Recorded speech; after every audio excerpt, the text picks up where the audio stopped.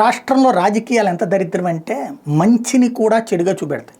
అన్న క్యాంటీన్, అంతమందికి అన్నం పెట్టేటటువంటి క్యాంటీన్ గురించి అడ్డకోలుగా ఏం మాట్లాడేవాళ్ళు, దాంట్లో బ్యాటరీలు ఎక్కువ పెట్టుకున్నారు, లేకపోతే బిల్డింగ్ ఎక్కువ పెట్టుకున్నారు. నేను అప్పుడే చెప్పాను, అడుగుంటే వాళ్ళ మీద కేసు పెట్టుకో, అరెస్ట్ చేసుకో, చేతనైతే చర్య తీసుకో అధికారుల మీదను లేకపోతే పాలకుల మీద.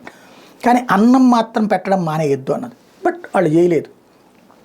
ఇవాళ అన్న క్యాంటీన్లు చక్కగా మళ్ళీ నడుస్తూనే అవుతుంది. అదేవిధంగా నాడు నేడు స్కూళ్ళ మీద అనవసరంగా బుర్ర చల్లడం అనవసరం. చేతనైతే నువ్వు ఇంకో 4 స్కూళ్ళకు కట్టు.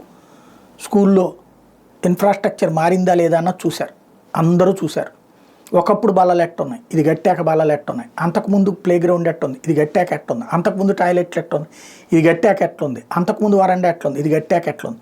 అక్కడక్కడ తేడా చూస్తుండొచ్చు కాంట్రాక్టర్ వలన. బట్ ఓవరాల్గా చూస్తే ఒకప్పుడు జన్మభూమి పేరుతో ఎవడో ఎన్ఆర్ఐ ఓ 10 లక్షల రూపాయలు ఇస్తే రాష్ట్ర ప్రభుత్వం ఇంకో 10 లక్షల రూపాయలు వేసుకుని 20 లక్షల రూపాయలు పెట్టి కట్టి ఆ ఎన్ఆర్ఐ వాళ్ళు చెప్పిన పేరు పెట్టుకుని ఆ మొత్తం ఒక ఏరియా మొత్తం మీద, ఒక మండలం మొత్తం మీద ఒక స్కూల్లో 2 స్కూల్లో బాగుపడితే చప్పట్లు కొట్టుకున్నటువంటి రోజులు.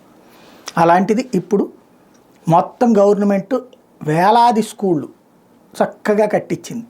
నాడు నేడు మీద ఇప్పుడు దాంట్లో అవకతవకలు జరిగిపోయినాయి అంటూ బురద జల్లుకుంటూ వచ్చేటటువంటి క్రమంలో ఆడిట్టు, అందులో పాఠశాలలో పన్నులు లెక్క తేల్చబోతుంది ప్రభుత్వం. ఇష్టం వచ్చినట్టు చేయండి.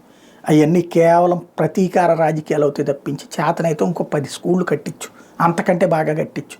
అద్భుతంగా కట్టుకొచ్చారు అనేక స్కూళ్ళు, అనేక కాలేజీలు.